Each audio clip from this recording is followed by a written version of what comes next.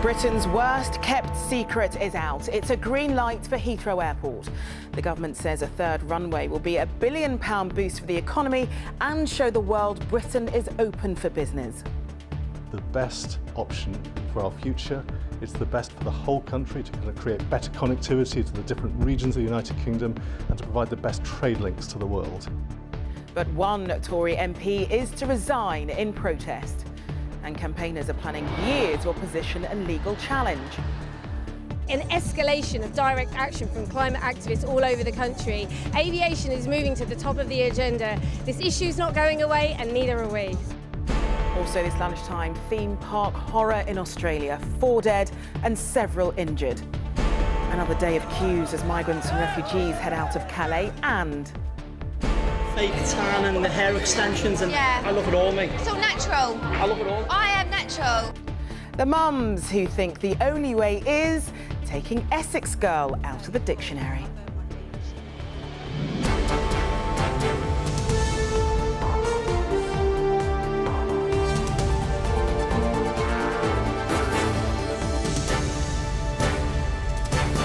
This is the ITV Lunchtime News with Charlene White. Good afternoon. After years of delay, the government's approved a third runway at Heathrow Airport. The Transport Secretary called the decision a truly momentous moment for the country's economy that will create thousands of jobs. Unions and business groups welcomed the decision, but one high-profile Tory MP is to resign in protest, and campaigners say they'll launch a legal challenge. A public consultation will be held before a final binding decision is made. But today's move means the new runway is likely to go ahead and rules out expanding at Gatwick or elsewhere. On the programme this lunchtime, we'll have the latest reaction. We're live at Heathrow, where they've welcomed the government's decision, and live in villages nearby where homeowners say they're devastated. And we'll be at Westminster, where MPs are debating the move right now.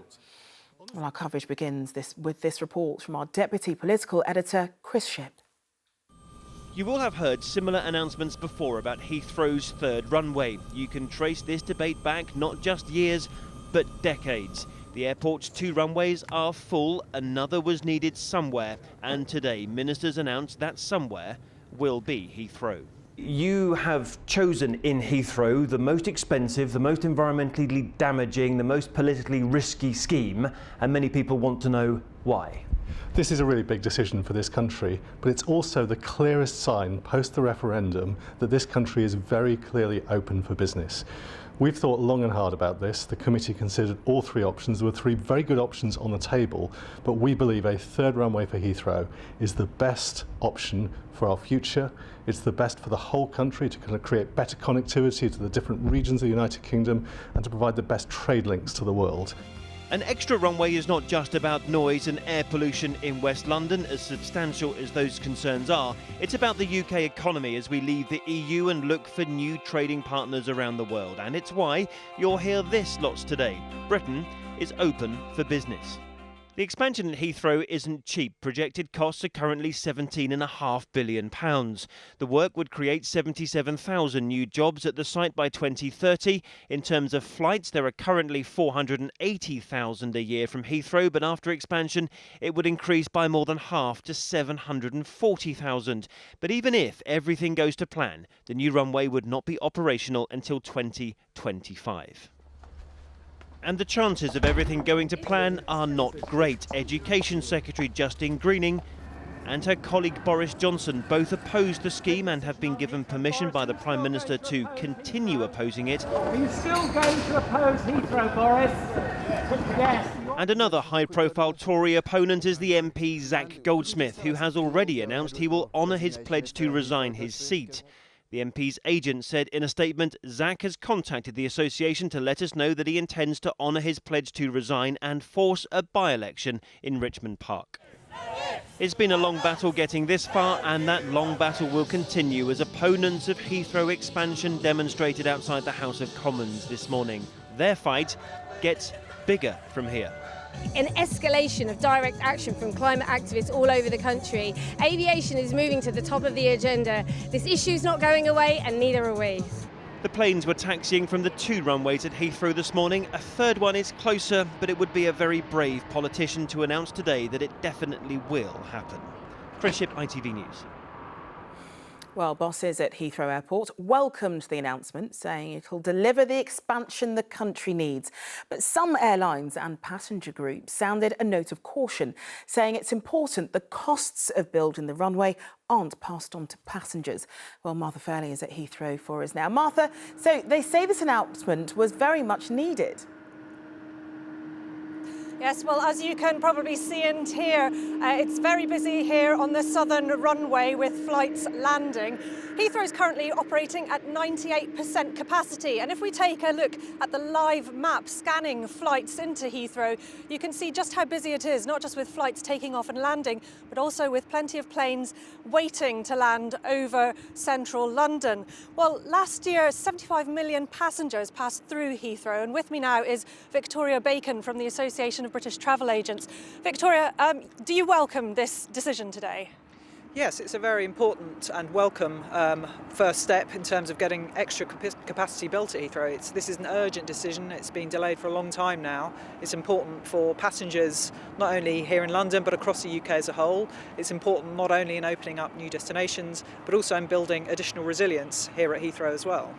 There has been this debate for some time between whether it should be Heathrow or Gatwick. So are you pleased that the decision has been made in favour of Heathrow? Well, we actually think there's very strong arguments for additional capacity both at Gatwick and Heathrow. By the time this additional runway gets built in 2025, there will be a need for more capacity. So actually planning for the long term, planning right now for the long term is really important. So we think actually it's not either or, it's both. And what about costs to passengers? When new infrastructure is put in place, there's always a suggestion that the cost actually ends up going on the tickets.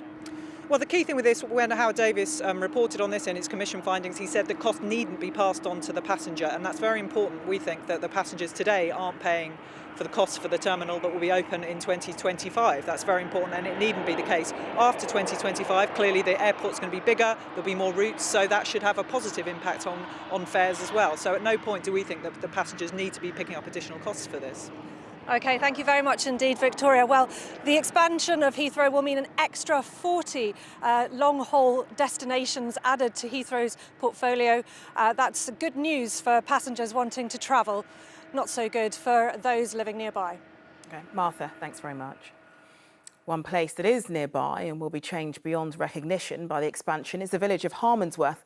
It's right next to Heathrow Airport, as you can see here, and is exactly where they plan to build the third runway. Thousands will be forced to leave their homes before construction begins. Our consumer editor, Chris Troy, is there for us now. Chris, what are the residents there saying? Well, a lot of people here feel very badly let down by this announcement. And just to give you an idea of the location, if you see that white post office building, that would be the new perimeter for Heathrow Airport. I'm joined by 3 residents. First of all, Eilish, tell me what's going through your mind. I know you're going to be potentially very drastically affected. Yes, my house will be demolished. My house, along with 783 others, will be demolished in Harmondsworth and Longford. So I'm not surprised at the announcement, but hearing it confirmed actually is really stressful and very upsetting. And you've gone through years of this uncertainty already. Absolutely, yes, you're right. In 2003, I was outside Downing Street then protesting about the third runway at that time, and so we go on. Neil, let me bring you in. What else, apart from the homes, and there could be hundreds in this village alone affected, what else will be impacted by this decision round here? Well, it's a lovely little village. I will live 54 paces from the new boundary fence. But there are people whose homes will be destroyed, some elderly. They will not survive this upheaval. But do you accept that if Britain needs extra airport capacity, some community will have to take this kind of impact? It's going to happen somewhere. Heathrow affects more people than all of the other airports across Europe combined. That's a noise envelope of 1 million people. Nowhere else in Europe do they do that. We deserve a quality of life. Jackie, let me come to you, because a lot of people are saying this is good for business, good for the economy. You run a local business in this community.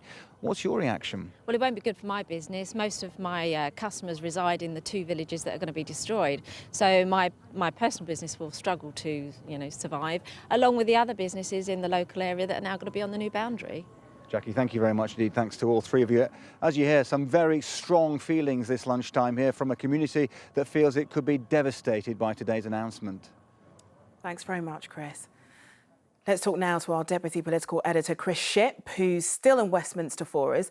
Chris, the government's not united on this, and there's been one resignation already this morning. We've also had some reaction from Boris Johnson. Yeah, I mean, there's huge political hurdles to be overcome with this decision. I think it's worth pointing out here, we're not talking about a local decision that only affects sort of the west of London and the noise pollution and the air quality, as important as those are. The government says this is a national scheme, and it's tied, like everything else we speak about on this programme these days, it's tied to our decision to leave the European Union. If you think about all those people who said that we should leave the EU, they said we needed to connect to new trading partners around the world. And Downing Street believes there's no bigger and better way than to tell the rest of the world that Britain is open for business than to say that we want to expand Heathrow. Now, that's all well and good, but the political obstacles, as you just mentioned, are huge. Now, Boris Johnson's been speaking in the last half hour or so. He said that a third runway is undeliverable and will be stopped. Remember, this is coming from the Foreign Secretary, a very senior figure in the cabinet. We've got those whole issues with Zach Goldsmith, who is now going to resign his seat and force a by-election. There are other Tory MPs in West London, by the way, who also don't like Heathrow Airport, and perhaps they could also force by-elections as well. And that's even before you get to the sort of legal, environmental obstacles and all the rest of it. So a massive, massive decision. And as I say, not just for London, this is something that affects the whole of the UK. Indeed, a big decision indeed. Chris, thanks very much. Well, we have full coverage of this story. It does continue this afternoon on our website. That, of course, is itv.com/news. Well, still to come. The latest from Calais as thousands more refugees and migrants prepare to leave the jungle camp. And find out the best place in the world to be a woman and why. But first, 4 people have been killed on a ride at Australia's biggest theme park on the Gold Coast. A malfunction on the River Rapids ride threw 2 people off and trapped 2 others. The victims are in their 30s and 40s, and as Chris Cunningham reports, the cause is still unknown. Dreamworld describes itself as a world of happiness, but with 4 dead and forensic police examining its rides, the park is now in crisis. It was at approximately 2:20 today. An incident occurred on the Thunder River Rapids ride, resulting in the tragic deaths of 4 people.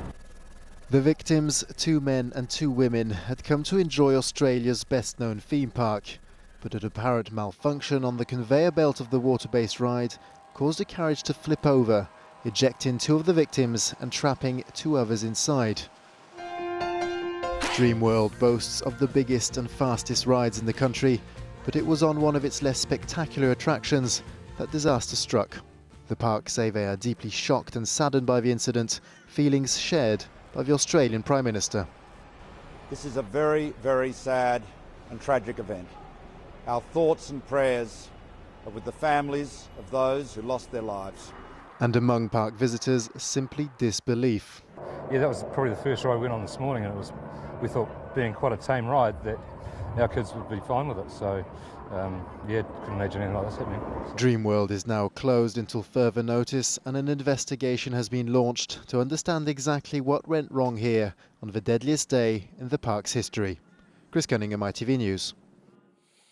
More migrants and refugees left the Calais camp known as the Jungle this morning. Hundreds formed queues from first light, and police had to keep order as they tried to board coaches heading to refugee centres. Plans to demolish the camp have been delayed by a day to encourage those living there to leave peacefully. Our correspondent Richard Pallow is in Calais and has sent this report. A place to call home for one more day. Decisions about what to do still to be made for many here. Nearly 3,500 have left via official channels. No one knows exactly how many else have headed off on their own, away from the authorities' eye. Where to go next is the only conversation. Karim fled Guinea-Bissau 3 years ago and warns of trouble when the forced eviction comes. Problem? Maybe fight. Really? Because police cannot come and take live people like that, man. There were scuffles this morning as those wanting to leave became impatient. Those they've left behind in camp have also been told that the police will intervene if there's unrest. The demolition was scheduled to start today, but we're just 50 metres or so from where the bulldozers will come in. And frankly, there are far too many people around for that to happen safely. So instead, we understand that it will now begin tomorrow. While its hard line on accepting migrants in Calais hasn't changed, the UK government has agreed to take an extra 200 unaccompanied children, meaning a total of 650. Any addition to the numbers that we've already committed to take is always a good thing. But my main concern remains that the process by which these children are being selected is utterly flawed. As for adults leaving, numbers have slowed as the mourning has continued. Those remaining have not long to follow them voluntarily. Richard Pallo, ITV News, Calais. The Labour Party has been fined £20,000 by the electoral spending watchdog. Labour omitted two payments of more than £7,000 relating to the so-called Ed Stone tablets bearing Ed Miliband's general election pledges. The Stone expenses were among missed payments and invoices of more than £150,000. Labour says it regrets the errors. Health professionals must do more to tackle problem drinking among women, experts have said. A new study says women are catching up with men in terms of alcohol consumption. Next this lunchtime, is Iceland the best place in the world to be a woman? Well, for the last 6 years, it's topped the World Economic Forum's Gender Gap Index, which measures equality between the sexes on issues such as equal wage and access to high-skilled employment and education. Well, economics editor Norina Hertz travelled there for ITV's On Assignment programme to find out why women fare better there than anywhere else in the world. Well, she joins me now, and Norina, how exactly have they done this? Well, it's three main reasons. The first is that for the past 41 years, Icelandic women have been actively engaged in trying to ensure gender equality. In 1975, 90% of Icelandic women went on strike. Teachers, nurses, mothers, housewives, just to prove how indispensable they really were. And this spirit of activism lives on. The second reason is that the government has ensured real measures so that women can both work and raise families. There's heavily subsidised childcare from the age of 2, and fathers get the most generous paternity leave in the world. They get 3 months paternity leave on a use it or lose it basis, and they're paid up to 80% of their salary. But the third reason is that gender isn't just seen as a women's issue. Men are committed to equality too, as Iceland's first female president told me on my journey. The fathers know that the daughters are as intelligent and skillful as the sons. And the brothers know that too.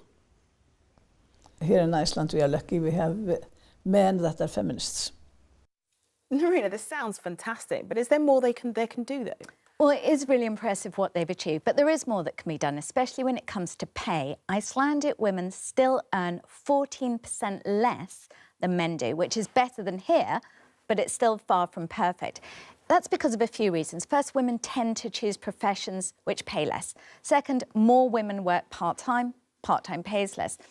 But it could also be down to the fact that women maybe are asking for less, as one of Iceland's female rappers told me. I feel like men are less afraid to ask for a higher raise. Like, I just feel it myself, like I'm like, oh, I'm sorry, but I kind of feel that I want more money for this because I'm doing like a good job. We're not saying that I'm good or anything, I'm just saying like, maybe if it's okay. Life isn't perfect for Iceland's women yet, but what really struck me on my journey, and as you'll see in tonight's film, is just how committed both men and women are to achieve gender equality. Just yesterday, thousands of men and women marched on the streets of Iceland to demand gender pay equality. All right, well, Norina, thanks very much. And you can watch Norina's full report On Assignment tonight at 10:40. Now, for many, the phrase Essex girl sums up images of stilettos and fake tan, but now 2 women have launched a campaign to remove the phrase from everyday use. Natasha Sawkins and Juliet Thomas say it's derogatory and they want it removed from dictionaries. Sally Biddulph has more. Welcome to Essex, home of towering heels, hair extensions and a whole lot of bling. Or so we're led to believe. This is the natural habitat of the Essex girl, which, as the Oxford English Dictionary tells us, is a young working-class woman from the Essex area, typically considered as being unintelligent, materialistic, devoid of taste and sexually promiscuous. A rather sweeping stereotype of a definition which many in Essex think is plain wrong. And now a campaign is afoot to get it removed from the dictionary. So what say the women of Brentwood? I do think it ties everyone with the same brush. They do take care of their appearance a lot, but not like over the top. Well, obviously some of them are, but you can't categorise like the whole Essex girls just by one TV show. But for others, it's just a bit of fun. I wouldn't say it actually bothers me that much. Actually adds a bit of colour, I suppose. After all, Essex has been entertaining us for years. The fake tan and the hair extensions, and I love it all, mate. From the wannabe wags of Towie to Dorian, the doyen of Chigwell. Tracy, you've got to help me. I'm in the middle of a terrible crisis. And for campaigners, that crisis is how we define Essex girls. They think it's time to look beyond the fake tan and ditch the stereotype. For them, the only way is out. Sally Biddulph, ITV News. And a reminder of our main story this lunchtime. The government has officially approved the plans to build a third runway at Heathrow. But speaking in the last half hour, Foreign Secretary Boris Johnson called the move undeliverable. I'm going to continue to make my point. I do think that building a third runway slap bang in the middle of the western suburbs, the greatest city on earth, is not the right thing to do. No other world city would dream of subjecting so many hundreds of thousands of people to more noise pollution in the way that a third runway would. Well, Mayor Nightingale and Mark Austin will have more on that in the ITV Evening News. But that's it from the lunchtime team. The news where you are follows the national weather. But from everyone here, enjoy the rest of your afternoon. Goodbye.